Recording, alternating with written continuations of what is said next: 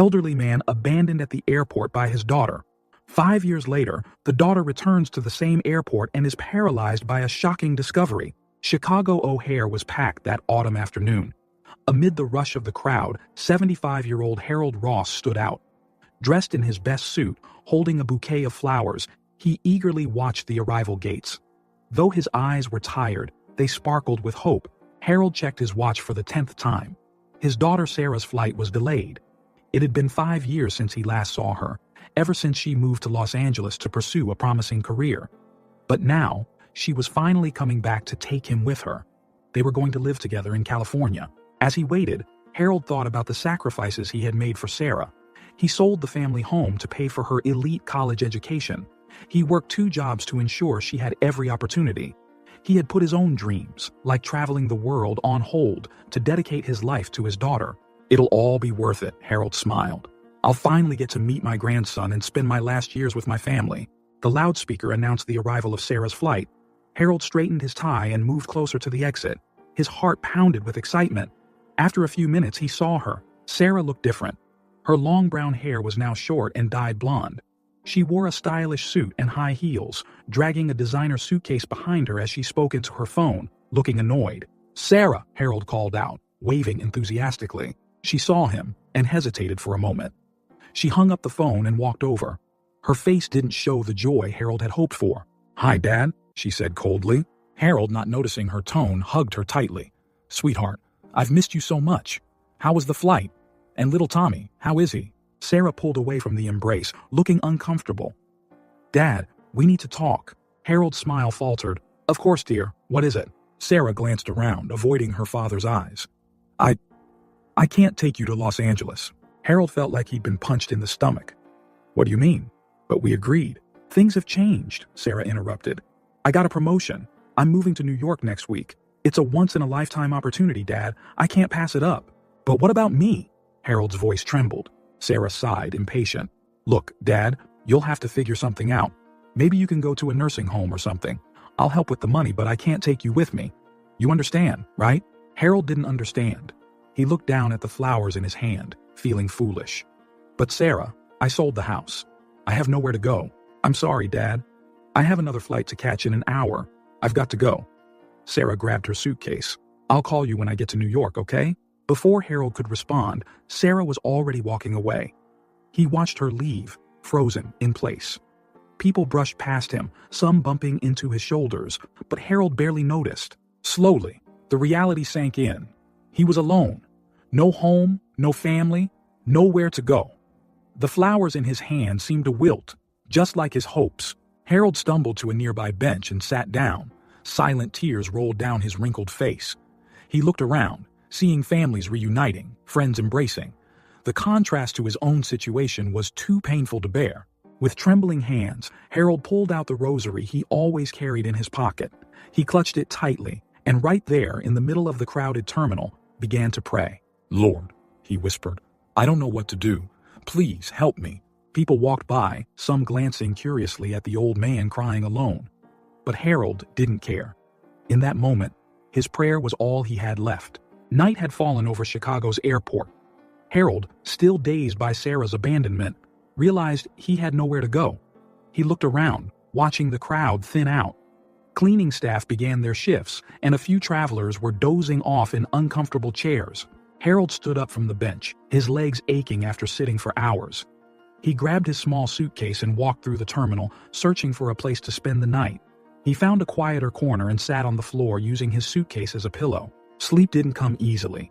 The cold air conditioning and the constant noise kept him awake. When he finally drifted off, a security guard woke him. "Sir, you can't sleep here," the man said, without much sympathy. Harold got up, confused and embarrassed. "Sorry, I don't have anywhere to go." The guard sighed. "Try a shelter. You can't stay here." As the day broke, Harold left the airport. He walked along the nearby streets looking for shelters.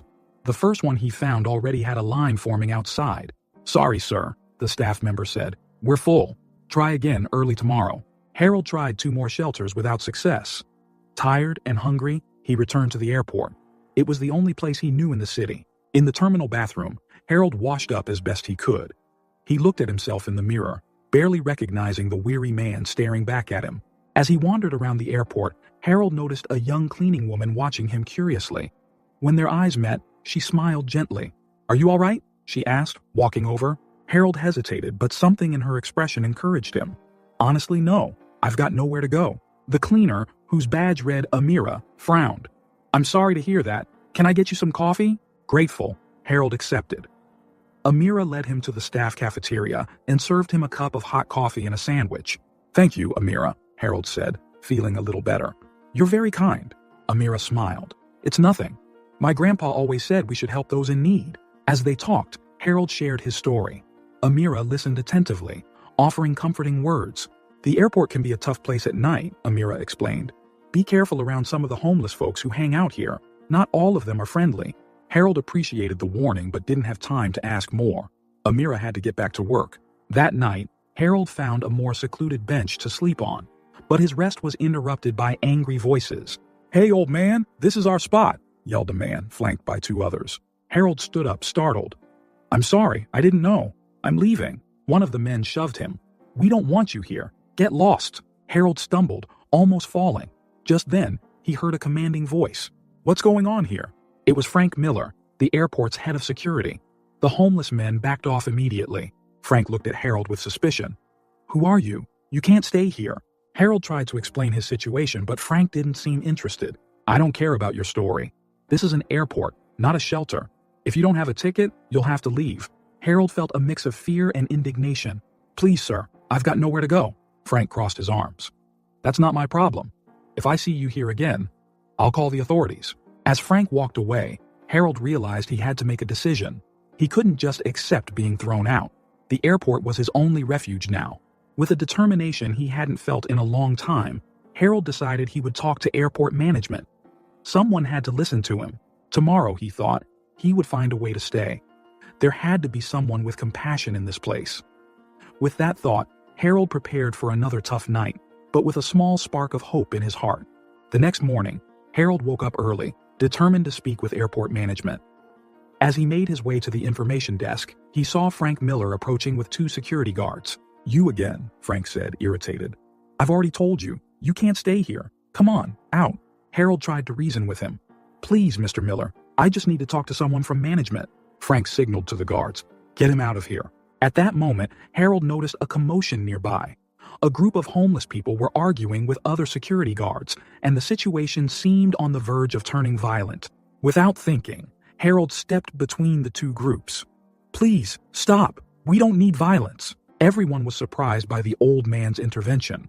Harold continued, "I know you're all frustrated, but fighting isn't going to solve anything." Frank watched, confused by Harold's actions. The homeless and the guards lowered their defenses, listening. Harold looked around and saw a crowd of passengers gathering. He felt it was time to act. Kneeling in the middle of the terminal, he began to pray out loud. "Lord, I pray for all of us here today. For those who have no home, for those who work hard, for those who are traveling, give us strength and compassion to understand one another." His voice, firm and sincere, echoed through the terminal. People stopped to listen. "Bless Mr. Frank and his team, who are just doing their jobs. Bless these homeless men and women who need help and understanding, and bless all the passengers and employees of this airport." As Harold prayed, a respectful silence spread throughout the place. Some passengers joined in the prayer, others filmed with their cell phones. Frank was frozen, unsure how to react. In all his years working at the airport, he had never seen anything like it.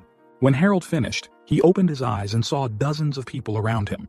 Many had tears in their eyes. A woman approached. "Sir, your prayer was beautiful. Is there any way I can help?" Others gathered, offering money, food, and even a place to stay. The homeless people, touched by the prayer, apologized to the security guards. Frank approached Harold, his expression a mix of confusion and respect. "I don't know what to say. I've never seen anything like this." Harold smiled gently. "Sometimes, all we need is to stop and remember our common humanity." In the following minutes, the video of Harold's prayer began to spread on social media. Passengers shared the story of the airport angel who calmed a tense situation with a prayer. Amira, who had witnessed everything, hugged Harold. "You're amazing. Did you see how you touched everyone's heart?" Harold, still surprised by the events, just smiled. "I just did what I thought was right." As the situation calmed down, Frank found himself in a dilemma. He couldn't just kick Harold out now, but he also couldn't ignore the airport's rules. "Look, Mr. Ross," Frank said, hesitating. "I can't promise anything, but I'll speak to my superiors about your situation. For now, you can stay."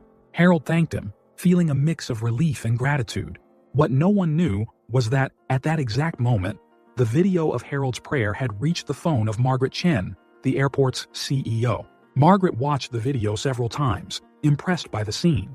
She saw the positive comments multiplying and realized the situation needed her personal attention. Determined, she picked up the phone.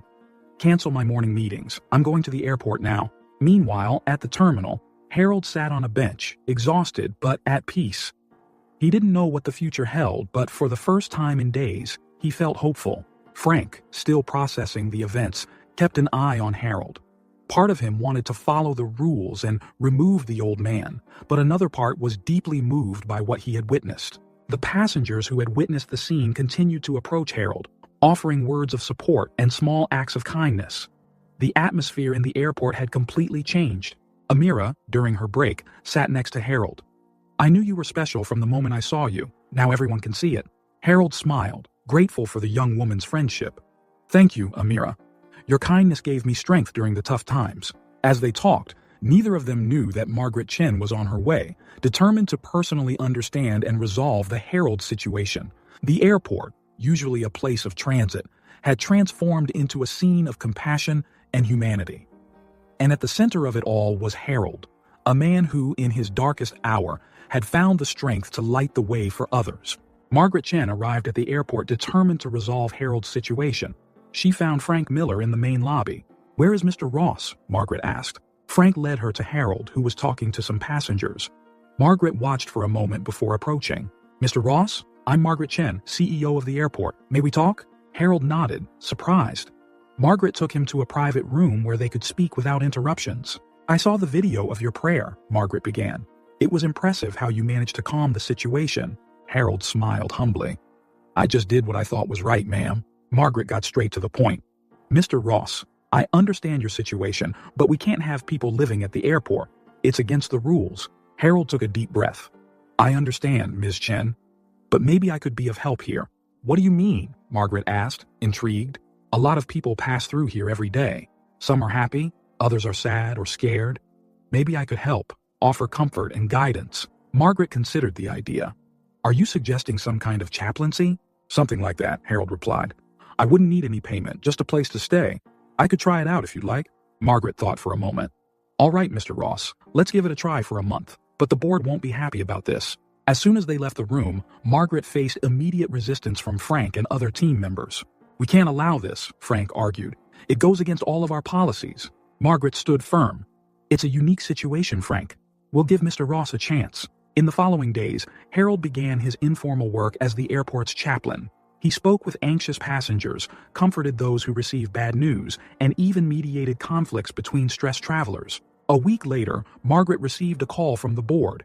"Chen, what's going on over there? We've heard about a homeless man acting as a chaplain. This is unacceptable." Margaret defended her decision. "He's not just any homeless man. Mr. Ross has helped a lot of people. Complaints have gone down and passenger satisfaction has increased." The board wasn't convinced but agreed to wait until the trial period ended. Meanwhile, Harold started an interfaith prayer group. People from different beliefs gathered to share moments of reflection and mutual support. One day, Harold noticed a passenger crying alone. When he approached, he saw she was holding a torn blouse. "Can I help?" Harold asked gently. The woman explained that the blouse was a keepsake from her late mother and had torn during the trip. "I could try to fix it for you," Harold offered. With a needle and thread borrowed from Amira, Harold skillfully sewed the blouse. The passenger was moved by the gesture. "I didn't know you had this talent," Amira said, watching Harold work. Harold smiled. "My wife taught me. I never thought it would be useful here." Word about Harold's sewing skills quickly spread. Soon, he was helping passengers with small clothing repairs in addition to offering spiritual comfort. Frank watched all this with growing resentment. He couldn't understand why Margaret allowed Harold to stay. At the end of the trial month, Margaret called Harold for a meeting. "Mr. Ross, I'm impressed with your work. I'd like to officially offer you the position of honorary chaplain of the airport." Harold was deeply touched. "Thank you, Ms. Chen. This means a lot to me." Margaret smiled. "You know, my parents were immigrants. I understand how important it is to have someone offer comfort in difficult moments. Just then, a man burst into the room. He was an irate passenger. What is this nonsense? He shouted. A homeless man as a chaplain? This is an airport, not a church. Margaret stood up, ready to defend her decision.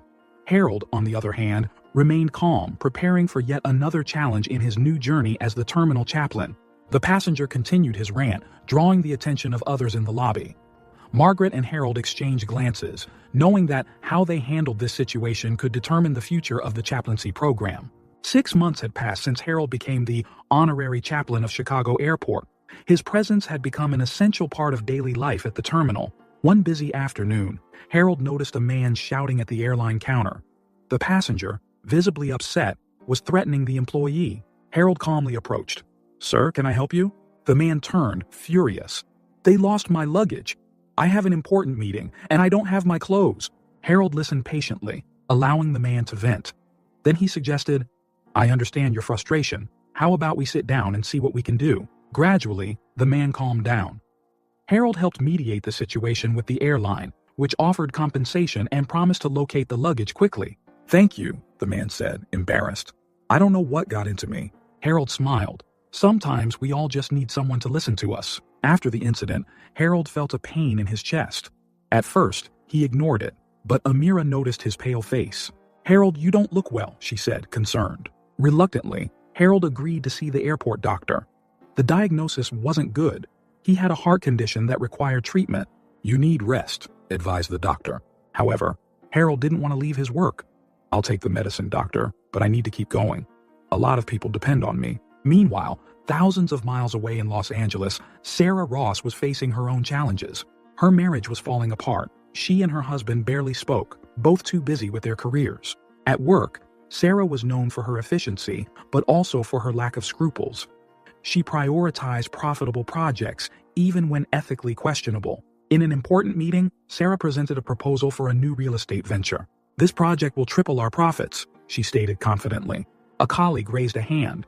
"But Sarah, this will displace hundreds of low-income families." Sarah hesitated for a moment, briefly recalling the values her father had tried to teach her, but she quickly pushed those thoughts away.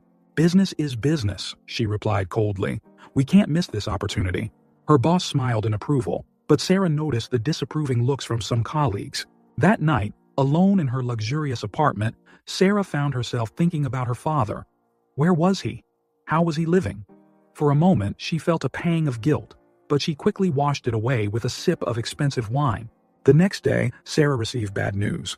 An important client had canceled their contract with the company. "They said they don't agree with our business practices," her assistant informed her. Sarah was shocked. It was a harsh blow to her reputation and her chances for promotion. That night, her husband finally confronted her. "Sarah, we can't go on like this.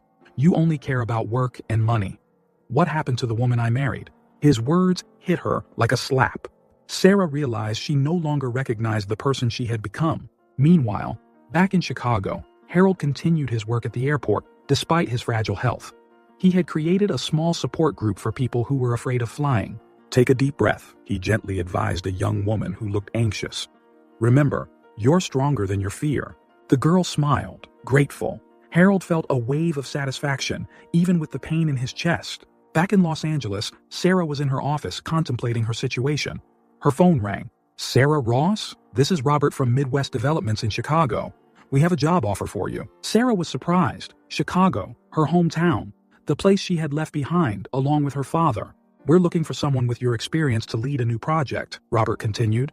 "It would be a chance to start fresh." The words "start fresh" echoed in Sarah's mind. She looked at a photo of her father on her desk, one she kept hidden in a drawer. "Can I think about it?" Sarah asked, her voice trembling slightly. "Of course," Robert replied. "But don't take too long. It's a unique opportunity." As she hung up the phone, Sarah felt a mix of emotions: fear, excitement, and a strange sense that fate was offering her a second chance. She picked up the photo of her father, looking at the smiling face of the man she had abandoned. Chicago. Going home. Maybe, Sarah thought, it was time to face her past and make peace with her choices. With trembling hands, Sarah began typing a response email to Robert. Her decision could change everything, and she had no idea just how much. Harold was excited. Today was the official launch of the Hearts in Transit program. Margaret had finally approved the initiative, seeing the positive impact Harold had at the airport. "We are here to offer support to everyone passing through our airport," Harold announced to a small group of volunteers. "Whether it's a kind word, a prayer, or just a listening ear."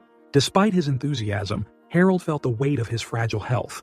His heart sometimes faltered, reminding him of his limitations. But he persisted, determined to make a difference. Frank watched from a distance, his expression a mix of reluctant admiration and confusion.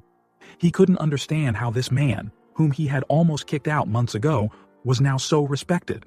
Approaching Harold after the meeting, Frank asked, "How do you do it? How do you help so many people?" Harold smiled. "Everyone has a story, Frank. We just need to listen." Something in those words struck Frank. He remembered his own past, the pain that had made him bitter. Without thinking, he began to open up to Harold. "I lost my wife years ago," Frank said, his voice low. "After that, I shut down. I thought being tough was the only way to deal with the pain." Harold listened attentively, offering words of comfort.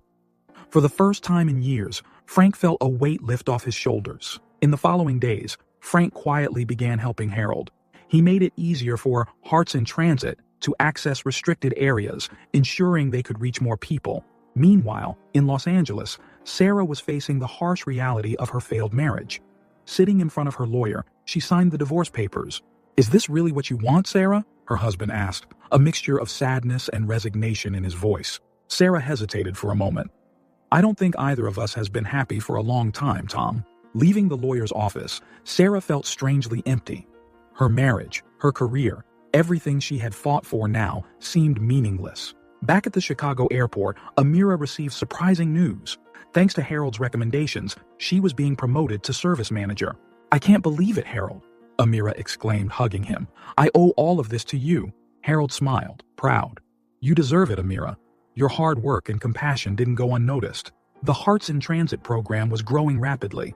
Harold and his volunteers now offered support in various areas of the airport. They comforted passengers afraid of flying, helped families reunited after long separations, and even mediated conflicts between stressed travelers. One day, Harold found a young woman crying in a secluded corner. Gently approaching her, he asked if he could help. "My father," she sobbed. "He's dying, and I didn't get there in time to say goodbye." Harold sat beside her, offering comfort and a prayer. The young woman, touched by his kindness, hugged Harold before leaving. Frank, who had been watching the scene, felt something shift inside him. He began to see the airport not just as a place of work, but as a place where lives were touched daily. In Los Angeles, Sarah looked at the job offer from Chicago. The idea of returning to her hometown both scared and attracted her at the same time. Her apartment, once a symbol of success, now felt cold and impersonal. The professional achievements, the material possessions, none of it filled the emptiness she felt. Picking up her phone, Sarah called Robert from Midwest Developments. "Hello, Robert. It's Sarah Ross. I accept the offer." As she hung up, Sarah felt a mix of fear and hope. Chicago, a new beginning. Maybe there she could find what was missing in her life. What Sarah didn't know was that her father, the man she had abandoned years ago, was closer than she imagined. Back at the airport, Harold felt tired after a long day. His heart ached, reminding him of his fragile condition. But seeing the grateful faces of the people he had helped, he knew that every moment was worth it. Frank approached Harold at the end of the day. "Ross, I wanted to thank you. You've changed this place. You've changed all of us." Harold smiled, touched by Frank's acknowledgement. "Thank you, Frank. We're all in this together." As the sun set, casting a golden glow over the airport, Harold reflected on his journey. From a homeless and desperate man, he had become a source of hope for so many. And somewhere, thousands of miles away, his daughter Sarah was packing her bags, preparing to return to the city where it all began, unaware of the reunion destiny was about to bring. Sarah arrived at Chicago's O'Hare International Airport, dragging her suitcase behind her. She looked around, feeling a mix of nostalgia and apprehension. This was her new beginning, a chance to rebuild her life away from the failures of Los Angeles. As she walked through the terminal, something caught her attention. An older man with his back to her was comforting a woman in tears. There was something familiar about him, the way he moved, the way he tilted his head to listen. Sarah stopped, her heart racing. It couldn't be. The man turned around, and she saw his face. It was Harold, her father. Shocked, Sarah ducked behind a column. How was he here? Why was he at the airport? 1,000 questions flooded her mind. Watching from a distance, Sarah saw Harold move through the terminal. He greeted the staff by name, helped lost passengers, and even sewed a loose button for a hurried businessman. Sarah couldn't believe it. Her father, the man she had abandoned years ago, seemed to be an integral part of this airport. People treated him with respect and affection. As she watched, a young employee approached Harold. Sarah heard him call her Amira. They spoke like old friends. Deciding to step forward, Sarah took a breath and moved. Amira saw her first, and her expression changed. "Wait, I know you," Amira said, frowning. She looked from Sarah to Harold, recognition dawning in her eyes. "You're his daughter, aren't you? The one from the picture." Harold turned, his eyes meeting Sarah's. The shock on his face was unmistakable. "Sarah?" he whispered, barely believing it.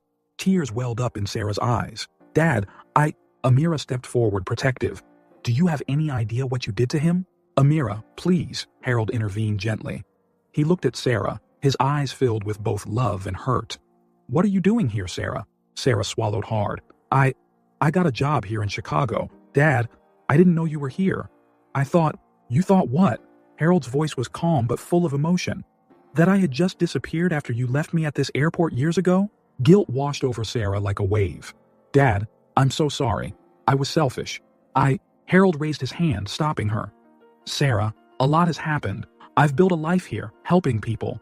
Something you clearly forgot how to do." The words hit Sarah hard. She realized how much she had changed, how far she had strayed from the values her father had always tried to teach her. "You're right," she admitted, tears streaming down her face. "I lost my way. My marriage is over. My career is in ruins. I came to Chicago to start over, but I never imagined—" Harold watched her, his face a mix of compassion and caution. "Sarah, Suddenly, Harold stopped speaking. His hand went to his chest and he staggered. "Harold!" Amira screamed, rushing to support him. In a panic, Sarah ran over. "Dad, what's happening?" "His heart," Amira explained quickly. "He has heart problems. We need help." Within minutes, paramedics arrived. Harold was placed on a stretcher, still conscious but clearly in pain. As they took him away, he looked at Sarah. "Stay," he said weakly.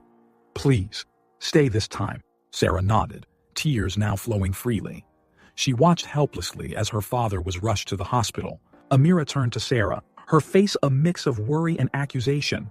"He dedicated his life to helping others after you left him. And now," Sarah felt the full weight of her past actions.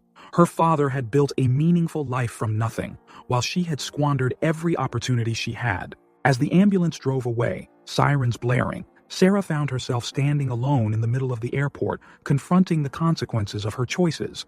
She knew she had a lot to make up for, a lot to learn. With determination, Sarah followed the path to the hospital. It was time to face her past and maybe, just maybe, find a way to redemption. Sarah spent the night at the hospital, keeping vigil over her father. When Harold finally woke up, his first question was about hearts in transit. "Don't worry," Sarah said hesitantly. I can take care of it while you recover." Harold looked at her, surprised. "You would do that?" Sarah nodded, unsure how she would keep this promise. At the airport, Sarah faced suspicious glances from the staff. Amira watched her closely, clearly skeptical. "Look," Sarah began, "I know you don't trust me, but my dad needs help, and I want to do this for him." Reluctantly, the team agreed to let her take over temporarily. Sarah quickly found herself overwhelmed. Passengers were seeking comfort, and staff were asking for advice. She had no idea how to handle it all. "How does my dad do this?" she murmured to herself. Meanwhile, in Los Angeles, Tommy, Sarah's 12-year-old son, was facing his own problems. Tired of the constant fights with his dad and missing his mom, he made a drastic decision. With some savings and his dad's credit card, Tommy bought a ticket to Chicago. Determined to find his mom, he boarded the flight alone. Back in Chicago, Sarah began to understand the impact of her father's work. She saw tears turn into smiles, conflicts resolved with kind words. "Your dad has a special gift," Frank said, surprising Sarah with his kindness. "He sees the best in people, even when they don't see it in themselves." Sarah felt a pang of regret. "He's always been like that. I'm the one who stopped seeing it." Meanwhile, Tommy arrived at Chicago's airport. Scared but determined, he wandered through the corridors, looking for any sign of his mother. At the hospital, Harold insisted on hearing about the show. Sarah reassured him, hiding her own struggles. "Everything's under control, Dad. Just rest." Back at the airport, Sarah received a disturbing call from her ex-husband. "Sarah, Tommy's gone. I think he went to you. Panic overtook Sarah. Her son, alone in Chicago? Immediately, she mobilized the Hearts in Transit team. Frank contacted airport security. Amira coordinated the volunteers for the search. We have to find him, Sarah said, her voice trembling. He's only 12. The news spread quickly. Staff and even passengers joined the search. Sarah was surprised by everyone's solidarity. Hours passed, with no success. Sarah felt the weight of guilt. If she had been a better mother, this wouldn't be happening. Then, alarming news came in. A boy matching Tommy's description was seen entering a restricted and dangerous area of the airport. He must be scared and confused, Amira said. We need to act fast. Desperate, Sarah ran toward the area, ignoring security warnings. Her son was in danger, and she wouldn't fail him again. Meanwhile, at the hospital, Harold sensed something was wrong. Against medical orders and ignoring the pain in his chest, he got dressed. I need to get back to the airport, he told the surprised nurse. My family needs me. Back at the airport, the search intensified. Guided by Amira and Frank, Sarah approached the restricted area. Tommy, she called. Tommy, it's Mom. Where are you? A small noise caught her attention. Sarah saw movement in the shadows. Tommy, she called softly. Slowly, a small figure emerged. It was Tommy, scared, and with tears in his eyes. Mom, he whispered. Sarah ran to him, hugging him tightly. Oh, Tommy, thank God you're safe. At that moment, Harold arrived at the airport, breathless and pale.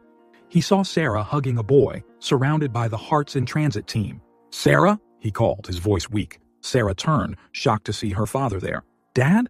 What are you doing here? Harold took a step forward but stumbled. Frank quickly caught him. I knew you needed me, Harold said before collapsing into Frank's arms. Chaos ensued. Paramedics were called again. Sarah, torn between her newly found son and her unconscious father, felt the weight of years of wrong choices. As Harold was placed on a stretcher, Tommy looked at Sarah, confused. Mom? Who is that man? With tears in her eyes, Sarah replied, That's your grandfather, Tommy. And we almost lost him. Twice. As the ambulance drove away, Sarah held Tommy's hand, watching the Hearts in Transit team spring into action once again. She realized she was in the middle of something much bigger than she had imagined. It was time to make peace with her past, and perhaps build a better future for all of them. The Chicago airport was on high alert. Against all medical advice, Harold insisted on joining the search for his grandson, Tommy. Dad, you need to rest, Sarah pleaded, worried about Harold's pale complexion. Harold shook his head, determined. He's my grandson, Sarah. I can't just sit still. The Hearts in Transit team spread out across the airport. Frank coordinated with security, while Amira organized the volunteers. Sarah, her heart heavy, led a group. Tommy, she called, her voice echoing through the empty corridors. Harold, supported by 2 volunteers, searched another area. Every step was a struggle, but he refused to give up. Hours passed with no success. The tension grew with each minute. Sarah began to imagine the worst scenarios. What if he left the airport? She asked, panic evident in her voice. Frank tried to calm her. We've got people monitoring all exits. He's here somewhere. Suddenly, a shout came over the radio. We've spotted the boy. Cargo area, Sector 7. Everyone rushed to the location. When they arrived, they saw Tommy precariously balanced on a tall stack of boxes. Tommy! Sarah screamed in horror. Stay still, sweetheart. We're coming to get you. The boy, frightened, looked down. Mom? I'm scared. Harold, gasping for breath, arrived at the scene. Seeing his grandson in danger, he felt a surge of strength. Tommy, Harold called, his voice surprisingly steady. I'm your grandpa. Everything's going to be okay, kid. Trust us. Tommy, confused, looked at the elderly man below. Something in Harold's voice calmed him. The rescue team arrived, but the stack of boxes was unstable. Any sudden movement could cause a collapse. Harold stepped forward. Let me go. I'm lighter and can climb up carefully. Dad, no, Sarah protested. It's too dangerous. But Harold was already moving. With surprising agility for his age, he began to climb the stack of boxes. The entire airport seemed to hold its breath. Sarah watched, her heart pounding as her father got closer to Tommy. Hey, champ, Harold said softly, now just a few feet from Tommy. How about giving your old grandpa a hug? Tommy, with tears in his eyes, reached out. Harold grabbed him and pulled him into a tight embrace. At that moment, the boxes began to shift. Harold, holding Tommy tightly, lost his balance. Dad! Sarah screamed, running toward them. For one terrifying instant, it seemed they would both fall. But then, Frank and another security guard appeared, catching Harold and Tommy. When everyone was safely on the ground, Sarah hugged her son and father, tears streaming down her face. "I'm sorry, Mom," Tommy sobbed. "I just wanted to see you." Sarah kissed her son's forehead. "It's okay now, sweetheart. We're all together." Harold, exhausted but happy, smiled at his grandson. "Welcome to the family, Tommy." At that moment, camera flashes started going off. Reporters, alerted to the drama at the airport, captured the emotional scene. "Sir," a reporter called, approaching Harold. "You're the famous airport chaplain, aren't you? Can you tell us what happened here?" Harold, surprised by the attention, looked at Sarah and Tommy.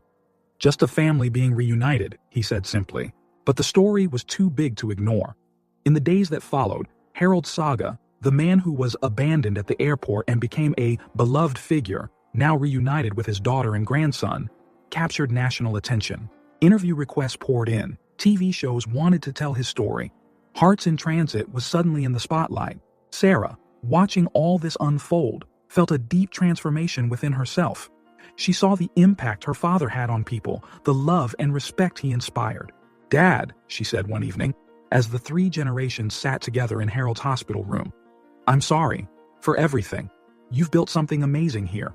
Harold smiled, holding both Sarah and Tommy's hands. "The important thing is that we're together now." Tommy, still processing everything, looked at his grandfather with admiration. "Grandpa, you're a hero." Harold chuckled softly.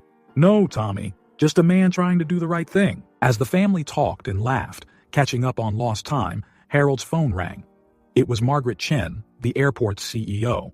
"Harold," she said, her voice excited, "you won't believe the opportunity that's come up. A national network wants to do a documentary about Hearts in Transit. They want to expand the program to other airports." Harold looked at Sarah and Tommy, his heart full of love and gratitude. He knew that no matter what the future held, they would face it together. "Margaret," he replied, "I think we've got a lot of work ahead of us." In the weeks following Tommy's dramatic rescue, O'Hare Airport became the focus of national attention. TV crews filled the halls, eager to capture the story of the airport chaplain and his program, Hearts in Transit. Harold, still recovering, faced a flood of interviews. "I never imagined any of this," he said repeatedly, his humility evident. "I just wanted to help people." Sarah, now fully involved in the program, was also frequently interviewed. "My dad taught me the true meaning of compassion," she admitted, the pride clear in her voice. Frank, once skeptical, was now one of the program's biggest supporters. "Hearts in Transit has transformed this airport," he declared to reporters. "It's transformed all of us." Harold's story sparked a national debate about the role of support programs in public spaces.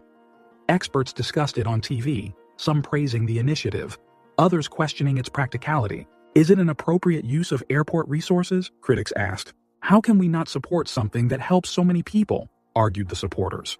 Amid all the attention, Sarah faced her own challenges. Her ex-husband arrived in Chicago, determined to take Tommy back. "He's my son too," her ex insisted. "You can't just keep him here." Sarah, strengthened by her new perspective on life, stood her ground. "Tommy is happy here. He finally met his grandfather. I'm not going to take that away from him." The dispute threatened to turn into a legal battle, adding tension to an already hectic environment. Despite the controversies, support for Hearts in Transit grew. Letters and emails arrived daily, with people sharing how the program had helped them. Margaret Chen, seeing the positive impact, decided to organize a ceremony to honor Harold. The airport's main hall was decorated, and hundreds of people gathered for the event. Harold, dressed in his best suit, seemed uncomfortable with all the attention. Sarah, by his side, held his hand in support. Margaret took the stage. "Harold Ross has shown us the power of compassion," she began. "He has turned this airport into a place of hope and healing." The crowd applauded enthusiastically. Harold, with tears in his eyes, waved in gratitude. Then, Margaret made a surprising announcement. "We're considering expanding Hearts in Transit to airports across the country. Harold, we'd like you to lead this expansion." A murmur of excitement ran through the crowd. Harold, caught off guard, looked at Sarah, uncertain. After the ceremony, in a private room, Margaret revealed more news. "I'm planning to retire soon," she told Harold and Sarah. "And I'm considering you, Sarah, as my possible successor." Sarah was stunned. "Me? But I just got here." Margaret smiled. "You have a unique perspective. You know the corporate world, but you also understand the heart of this program. Think about it. Harold, silent until then, finally spoke. It's an incredible opportunity for both of us. But leaving this airport... His voice faltered. Sarah, seeing her father's distress, hugged him. We don't have to decide anything now, Dad. We have time. That night, after Tommy went to bed, Harold and Sarah talked at length. I never thought my life would take this turn, Harold said, looking out the window of the hotel room where they were temporarily staying. Sarah nodded. Neither did I, Dad. But I'm grateful we're here, together. Harold turned to her, his eyes serious. Sarah, if I accept leading the national expansion, I'll need to travel a lot. I'm not sure my health can handle it. Sarah took her father's hand. Maybe I can help. If I take Margaret's offer, I can oversee things here while you travel. Harold smiled, proud of his daughter's transformation. You've really changed, Sarah. Thanks to you, Dad, she replied, tears in her eyes.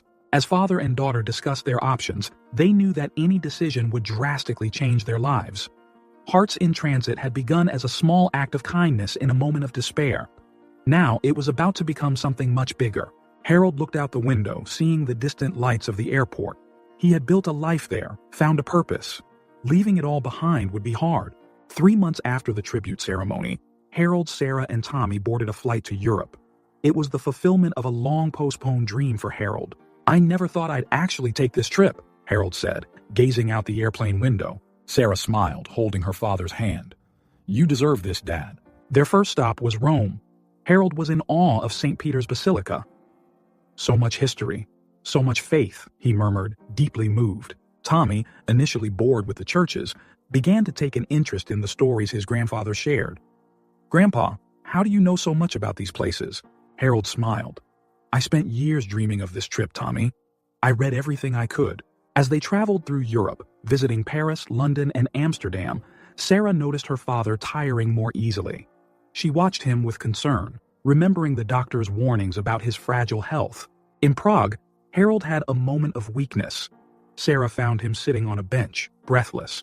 Dad, maybe we should go home, she suggested, worried. Harold shook his head.